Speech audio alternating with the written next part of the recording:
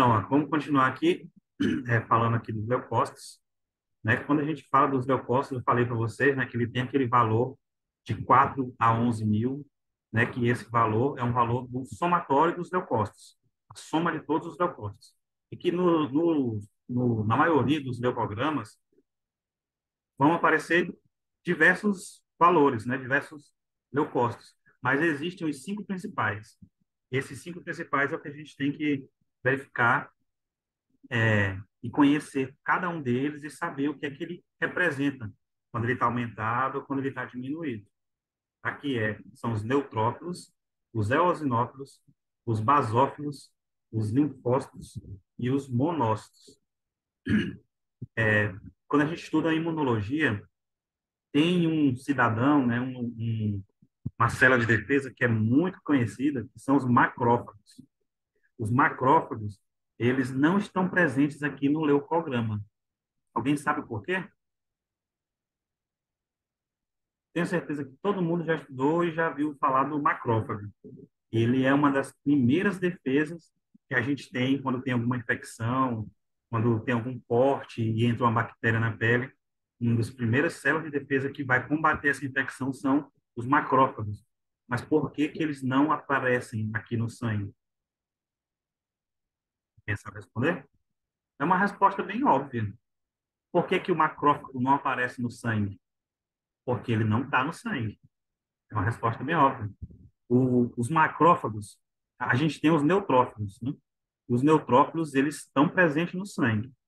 Quando tem algum estímulo, né, algum corte, alguma infecção bacteriana, e que precisa recrutar mais leucócitos para o tecido, esses neutrófilos vão sair do sangue, vão passar para o tecido, vão se ativar, aí que eles vão virar os macrófagos, que é normalmente a nossa primeira linha de defesa, os soldados ali que vão combater inicialmente essa infecção. Tá? Então, eu falo isso porque já teve essa pergunta para mim em outra aula, que um aluno perguntou, professor, e os macrófagos, cadê? Por que eles não aparecem no sangue? E eles não aparecem por conta disso, porque eles não estão no sangue. Os macrófagos, eles estão nos tecidos. Então, vamos aqui falar rapidamente de cada um. Os neutrófilos, eles têm um valor de referência aí entre 1.700 e 7.800. Ela é a célula, uma das células de defesa mais abundantes do nosso sangue, né? Então, sempre que a gente vai ver um leucograma, o que vai ter o maior valor vai ser o neutrófilo. Esse é o normal. Se você pega um leucograma e outra célula de defesa, outro leucócito, está com valor maior do que o do neutrófilo, tem alguma coisa errada, tá? Porque o neutrófilo é o que tem o valor mais abundante. Ele tem essa função de quimiotaxia e fagocitose. A quimiotaxia é essa passagem que eu expliquei para vocês agora, do neutrófilo do sangue para o tecido.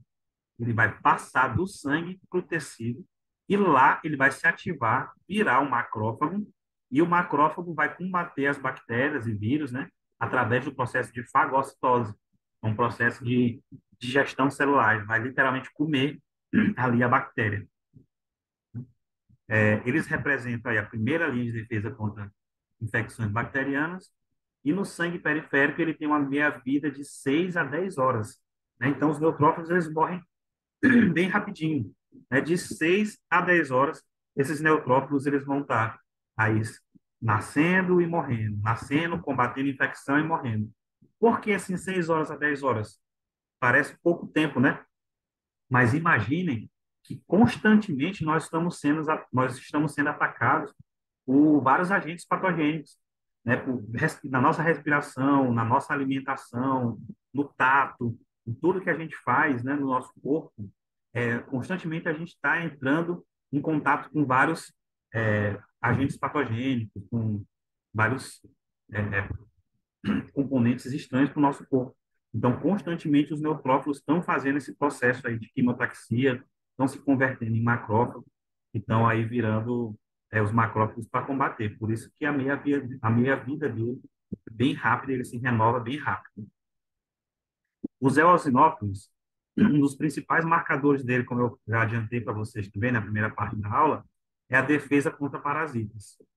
Então, normalmente, quando os eosinófilos eles estão aumentados, a gente suspeita aí de infecção parasitária, normalmente por protozoários ou eumíntios, né, que são os protozoários aí entram a amebíase, entra a giardíase, tricomoníase, malária também, né? E no caso dos eumíntios, seriam os vermes maiores, lombriga, ascaris lumbricoides e por aí vai, né? Trichiura, estrichiura e tem vários. Também eles são responsáveis aí por distúrbios cutâneos e alguns tipos de neoplasia também. Tem o seu valor entre 20 e 500 mil. Já os basófilos, eles têm pequena quantidade no sangue, aí entre 0 e 200 mil milímetros, por cada milímetro cúbico de sangue. Né? Eles representam aí uma pequena porção de 0,5% do total de leucócitos, e eles são ativados aqui em resposta de inflamações crônicas. Né? Eles têm diversos mediadores inflamatórios, principalmente a histamina, e ele está muito ligado à alergia, às respostas alérgicas.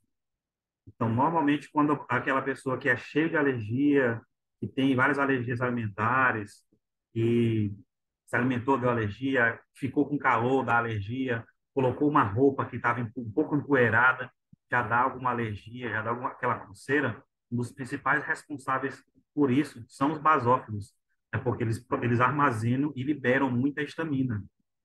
E nesse caso, um dos tratamentos aqui é o antihistamínico, né? Para o paciente que está com alergia, que está com aquela rinite, sinusite, é muito comum, pessoa com rinite, sinusite, tomar aí antihistamínico por conta disso, né? Ele vai quebrar as moléculas de histamina e o paciente não vai ter mais essas reações alérgicas.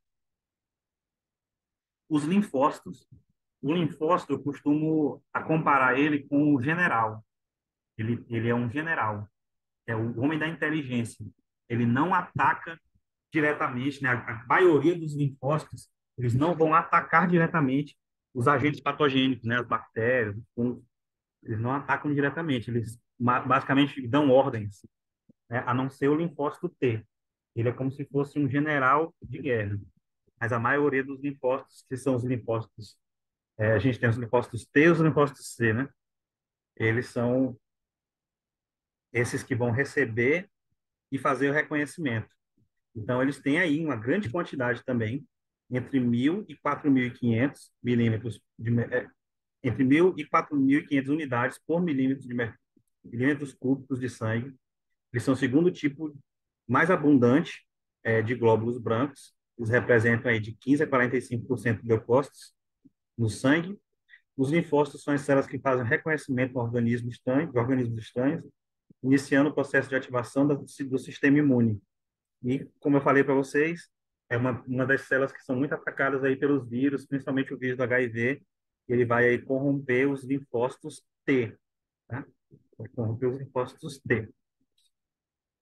E os monócitos, eles têm também pequena quantidade relativa aí, entre 100 e 1.000 unidades por milímetros cúbicos de sangue. Eles participam da fagocitose de células mortas, né? Imaginem que ele é como se fosse o lixeiro. Depois que teve a guerra dos agentes patogênicos, né, das bactérias, dos vírus com as células de defesa, vai ter muita coisa morta ali. Vai ter célula de defesa morta, vai ter bactéria morta, vai ter célula do tecido morta, tá? E os monócitos vão lá fazer como se fosse a limpeza. Vão fagocitando o que está morto ali, corpo estranho e células mortas, para poder eliminar e começar a tentar o reparo do tecido.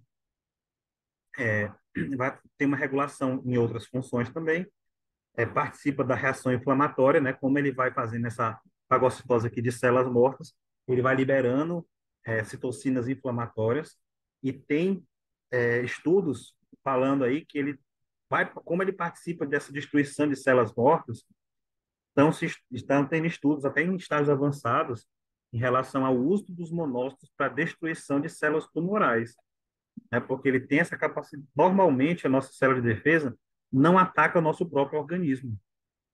Isso é uma característica que a nossa célula de defesa tem. ela não ataca a gente mesmo.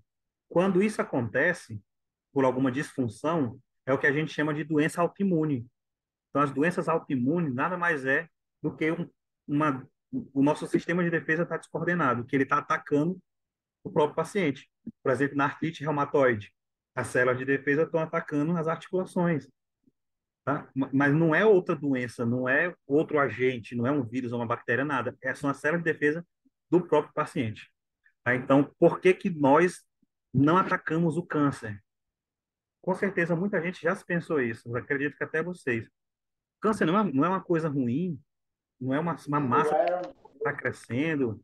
Por que que a nossa célula de defesa, por que que nosso organismo não dá conta e não mata essa célula cancerígena? E a resposta é bem simples, porque é uma célula cancerígena, mas ela é nossa. E o nosso corpo não ataca ele mesmo. Vocês conseguem? É tipo um filho, é um filho ruim, rebelde. É um filho ruim, rebelde, mas você não vai deixar de amar o teu filho ruim, rebelde. A célula cancerígena é um filho ruim e rebelde, que o nosso corpo ama, como ele ama todas as células.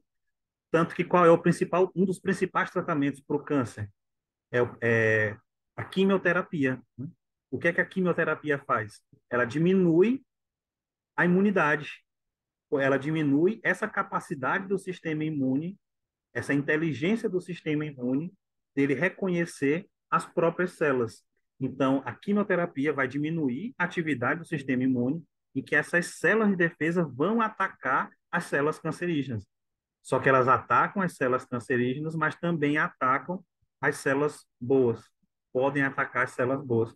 Por isso que tem muita gente que fala, a quimioterapia, ela mata também, tanto quanto o câncer. É verdade. É uma briga ali de ver quem que vai vencer primeiro, se vai ser a quimioterapia, se vai ser o câncer, né? Mas aqui a gente consegue entender esses componentes, né? Através desses componentes a gente consegue entender um pouco melhor essa questão. Então, as células de defesa do leucograma são esses cinco que eu quero passar para vocês. São os cinco principais. Outros vocês vão ver bastonetes. Sempre que vocês verem os outros, associem a células jovens. Tá? Sempre que vocês verem outros componentes além desses daqui, bastonetes e segmentados, que é muito comum também, bastonetes e segmentados, associem as células jovens, a leucócitos jovens, que acabaram de ser produzidos. Aí nós temos aqui, só para recapitular de um por um e dar uma palavra-chave. O neutrófilo é o que mais tem, né, em maior abundância. Eosinófilo lembra de parasita.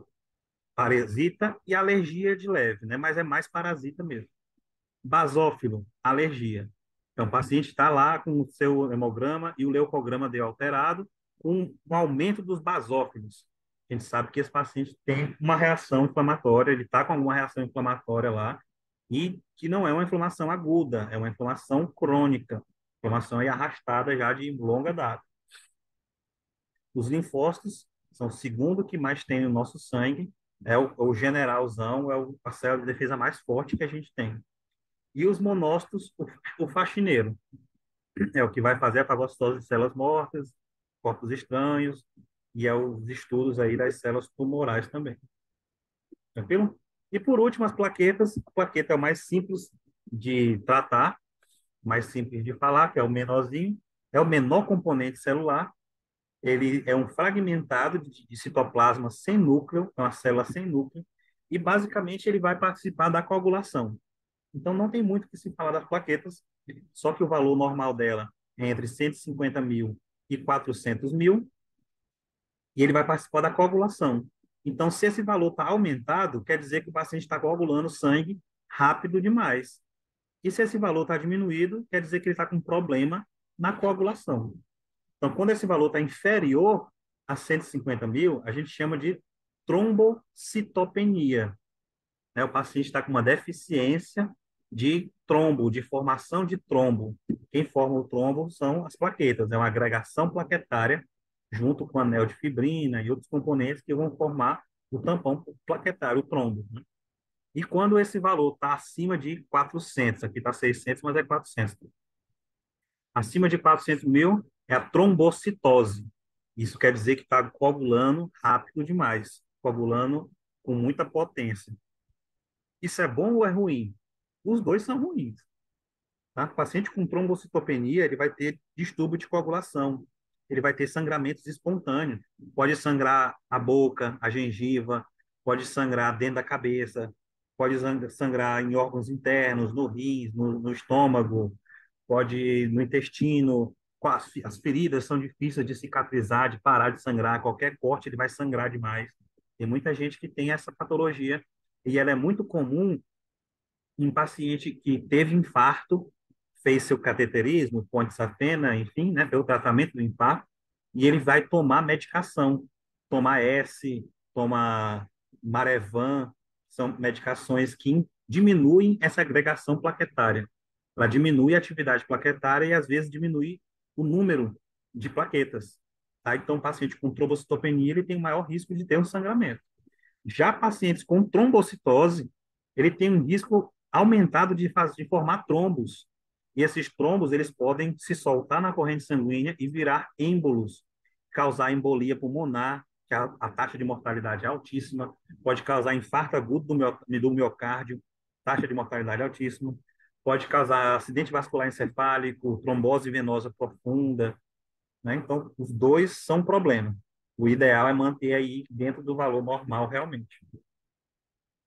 E a formação do tampão plaquetário que eu falei para vocês, né? São ativados de várias plaquetas, com fibrina, com muita coisa aqui, e as células de defesa passando. Isso é muito bom para o nosso corpo. A formação de um coágulo é essencial para o nosso corpo. Já imaginou a gente receber um corte e sangrar até morrer? A gente só não sangra até morrer por causa da formação do coágulo. E isso é primordial para o nosso corpo. Só que isso não pode ser nem acelerado, mas também não pode ser retardado, tem que ser dentro do seu tempo. E aqui é o nosso último slide antes de entrar nos casos clínicos, né? Só queria passar para vocês que tem muitas coisas que podem interferir, né? Como eu citei lá para vocês no início da aula, a questão da idade, do sexo, da massa corporal, do biotipo, se toma alguma medicação, se tem alguma doença. E tem até um estudo que fala do ritmo circadiano, que é o que eu trouxe aqui no final para falar para vocês, que eu acho bem interessante essas coisas. Apesar de eu sou bem cético a muita coisa, mas eu tive uma comprovação científica disso daqui. A primeira vez que eu vi sobre o ritmo circadiano, eu fui muito contra. Mas aí eu fiz um teste comigo mesmo e realmente deu certo. O ritmo circadiano, ele é um ritmo até hormonal também. Não sei se alguém já estudou. Recomendo vocês a estudarem um pouco sobre isso, que é bem interessante. Ele fala que nós temos variações de hormônios, de produção de células sanguíneas, a depender do dia e do humor, né? Se está de manhã, você produz mais um tipo de hormônio, se está de noite, você produz mais um tipo de hormônio, se está de dia, você produz menos sangue, se está de noite, você produz mais sangue. Então, aqui fala que o ritmo circadiano ele pode afetar a quantidade de plaqueta, tendo o seu nível mais alto em torno do meio-dia. Dessa forma, é recomendada, sempre quando for fazer comparações, fazer sempre no mesmo dia. E eu fiz isso. Eu fiz exames seguidos, assim, dentro de uma semana, sempre no mesmo horário, e a plaqueta sempre dando o mesmo valor. Depois eu fiz em outro horário, deu tudo normal, só o valor das plaquetas que deu alterado. Não sei se foi coincidência, eu queria fazer esse estudo com mais pessoas, né, para saber a veracidade disso, mas não tive ainda. Entra até um estudo aí para quem vai entrar aí no desafio 30 né? 30 por 30 que a gente vai ler 30 artigos aí em 30 dias. Vamos começar assim que terminar esse curso. É um tema interessante, quantidade de plaquetas de acordo com o ritmo circadiano. Então vamos lá. A gente falou aqui de todos os componentes do hemograma e agora vamos ler e interpretar aqui 3 hemogramas para a gente ver se a gente consegue identificar aí se tem alteração, se não tem. Eu vou deixar aqui um minutinho para vocês darem uma olhada primeiro e depois a gente vai discutir. Um minutinho para dar uma olhada. Depois a gente discute. Olhem, primeira parte vermelha, né? parte dos eritrócitos, depois vem o leucograma e, por último, vem as plaquetas.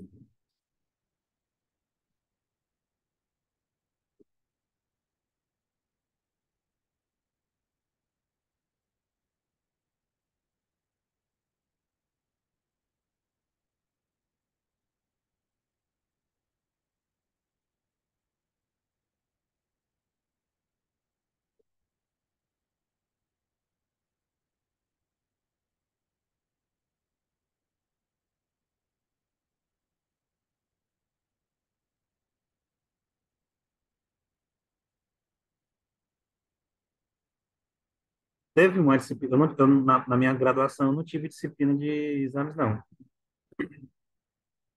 professora falou muito dessas coisas? Que bom. A nossa foi como complementar. E aí acabou que foi triste. Ah, não foi desse jeito, não? Teria sido um sonho se tivesse sido assim. Infelizmente, Era optativa, eu teria optado, é uma disciplina muito importante, a interpretação de exame é muito importante. eu Então, entrei na disciplina com muita expectativa, mas eu me frustrei e me decepcionei bastante. eu acredito.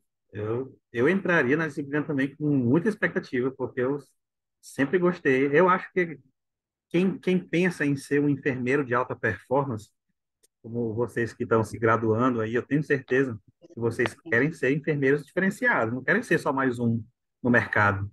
Tanto que estão atrás de cursos, estão atrás de aulas, se especializando. E quem pensa em ser um enfermeiro diferenciado tem que saber interpretação de exame. De exame de laboratório quanto de exame de imagem. Pelo menos dos principais. É claro que a gente não tem responsabilidade e a gente não dá diagnóstico de doença. Nós não temos autonomia para dar diagnóstico de doença. Mas, por exemplo, se você for um enfermeiro de um PSF, de um posto de saúde, você tem muita autonomia para essa leitura e interpretação de exame. Dentro da UTI também, os enfermeiros têm muita autonomia de interpretação de exame. É muito importante. E esses exames vão nortear aí nossas condutas, muitas de nossas condutas. Você pega um paciente, você vai fazer uma gasometria arterial no paciente. Você olha a plaqueta dele, está aqui, ó, 130. Esse paciente aqui, ele tem um risco aumentado de ter sangramento, né? Ele tem um risco aumentado de sangramento. Então, você coleta a gasometria dele, faz lá uma compressãozinha aqui de 30 segundos e solta, e vai para o outro paciente. Quando dá de tarde, o braço desse paciente está todo roxo. Por que que o braço dele está roxo? Porque ele está com distúrbio de coagulação. Ele tem uma diminuição de plaqueta, ele tem plaquetopenia. Por conta disso, ele demorou mais estancar aquele sangramento que você causou com a agulha da gasometria. Se você tivesse visto o exame dele, você saberia que ele estava com distúrbio de coagulação e que você iria precisar de um tempo maior para estancar aquele sangramento. Então, você não ia passar 30 segundos, você ia passar 1 minuto, 2, 3 minutos, até parar o sangramento. Então, até por um procedimento aqui de coleta de gasometria, a interpretação do exame é muito importante. Tá? E da a Liana, que é a plaqueta. Vamos lá. Então, a gente olha aqui, vamos analisar a série vermelha, né, o eritrograma. A gente já começa com o valor das hemácias. Né? As hemácias, como eu falei, é só a quantidade. Ela é de 4,3, aqui está 4,5 a 5,5. Como eu falei, esses valores eles vão variar demais, né? E está um valor abaixo. Então, valores abaixo já dá para dizer que é anemia. O paciente está com anemia, beleza? Então, já matou aqui que ele está com anemia. A hemoglobina dele, normalmente, quando as hemácias estão abaixo, a hemoglobina ela vai acompanhar. Então, a hemoglobina acompanha aqui.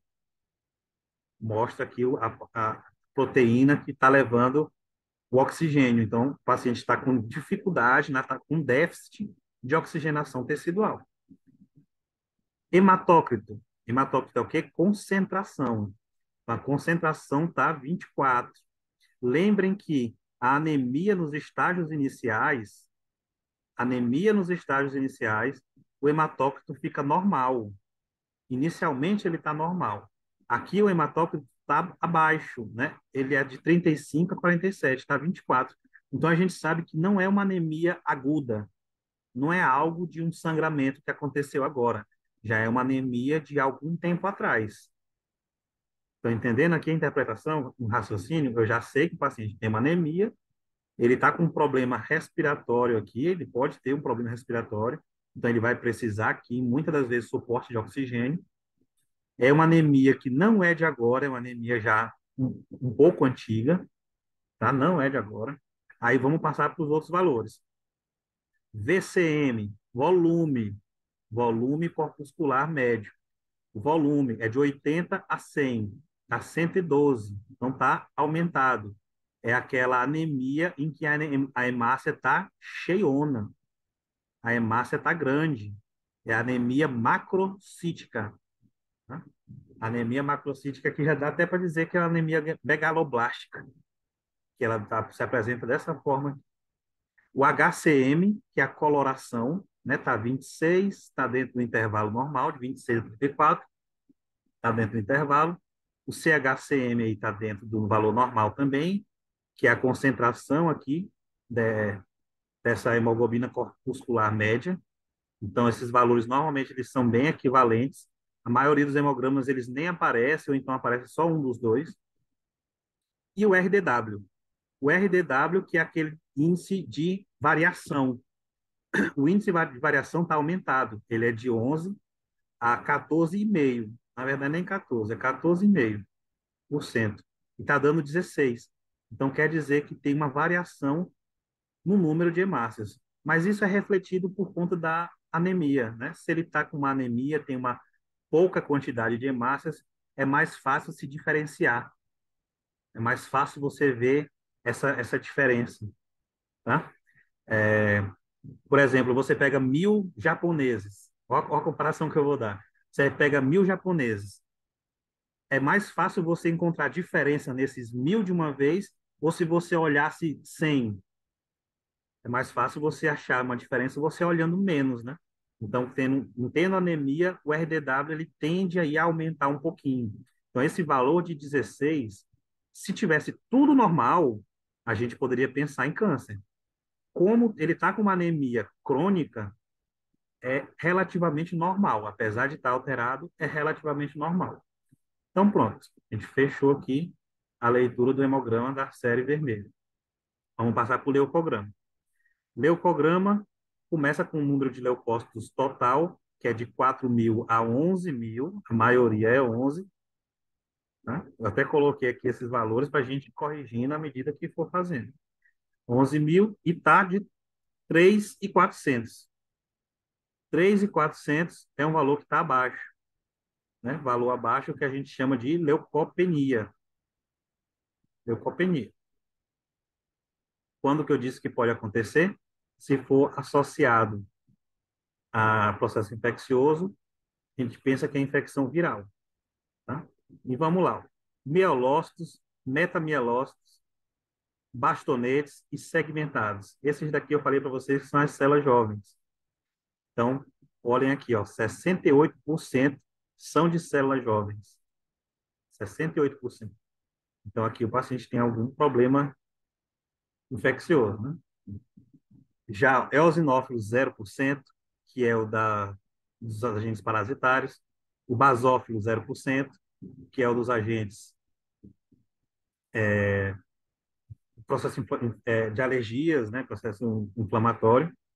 Os linfócitos, que realmente é o segundo que mais aparece, aqui está normal.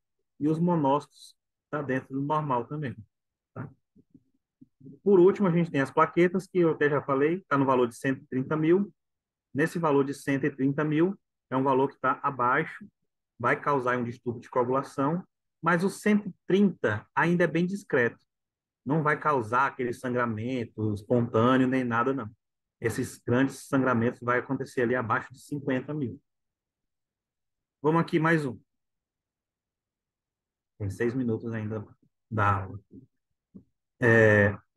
O valor das hemácias estão aqui entre 6,6, né? 6,6 é um valor que está aumentado, então aí a gente já chama ali de policitemia, é o contrário da anemia. O valor de hemoglobina também está aumentado. Observem que normalmente eles acompanham, né, as hemácias, a hemoglobina e a hemácia andam juntas.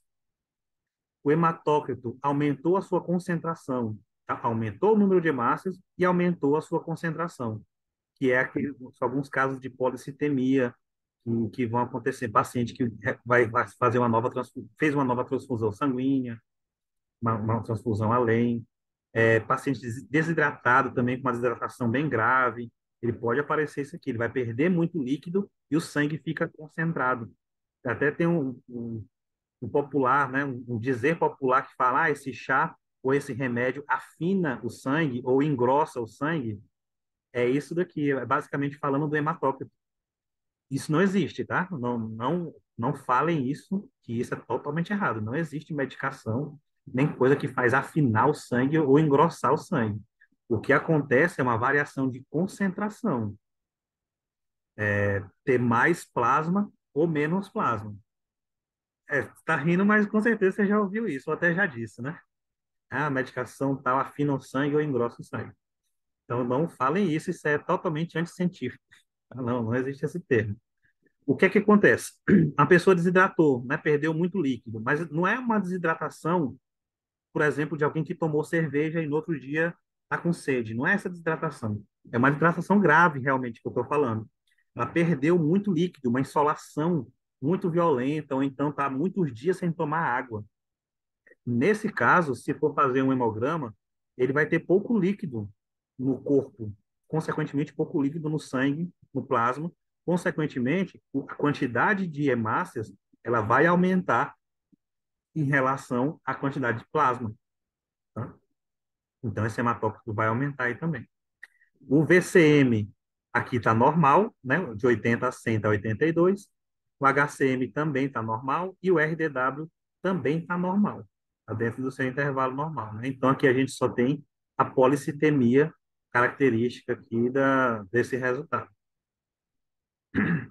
Partindo para o leucograma, está no valor de 6.000, que está dentro do intervalo normal, que é de 4 a 11, segmentado 60, eosinófilos aqui, ó, 3%, está dentro do seu normal, aqui está tudo normalzinho, e as plaquetas também, tudo normal, é entre 150 e 400 mil. Eu vou mandar esse slide PDF para vocês, depois vocês dão uma olhadinha direitinho nos 3 exemplos, tá? Na parte que está normal, eu vou passar só assim, está normal, para a gente discutir só o que está alterado aqui realmente.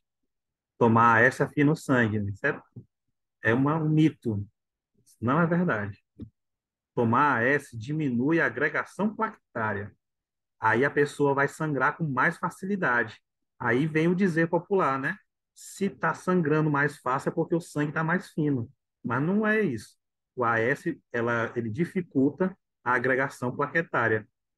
Mas é muito comum a gente falar isso. Por isso que eu tento falar aqui nas aulas essas coisas comuns, que eu já escutei muita coisa, com certeza vocês também. E eu não quero que vocês cometam erros que eu já cometi no começo também.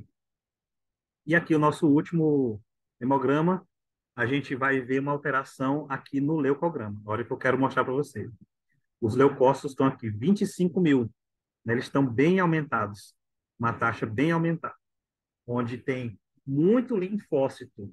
Observem que os linfócitos, eles são o segundo maior, e aqui ele está em maior quantidade, quer dizer que é uma infecção bem mais grave, onde teve uma produção maior de linfócitos aqui,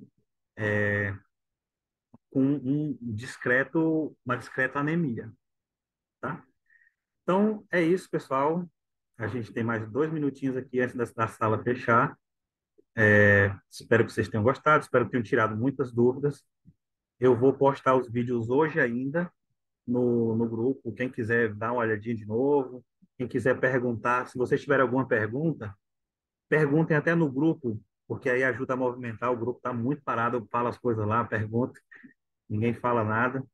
Eu sei que tem muita gente que está trabalhando, final de ano, está de férias, não quer compromisso aí com tanto concurso, mas é isso aí. Quem quer ser um profissional diferenciado, sempre falo isso, não tem isso de ano novo, Natal, nada que atrapalhe nosso objetivo que é sempre melhorar, sempre buscar qualificação profissional, passar no concurso público, que eu sei que é o sonho de muita gente aí, se não de todos. Tá bom? Então, quem tiver qualquer dúvida, eu vou postar os dois links agora. Vou mandar o PDF para vocês agora também. E, por favor, façam perguntas lá no grupo para a gente discutir e debater algumas coisas lá. Tá bom? Boa noite a todos. Até a nossa próxima aula, na próxima semana, que vai ser a nossa última aula. Uma aula especial, que eu não vou nem dizer o conteúdo para vocês agora, mas eu preparei um conteúdo bem especial para vocês. Tá bom? Boa noite a todos e até a próxima semana.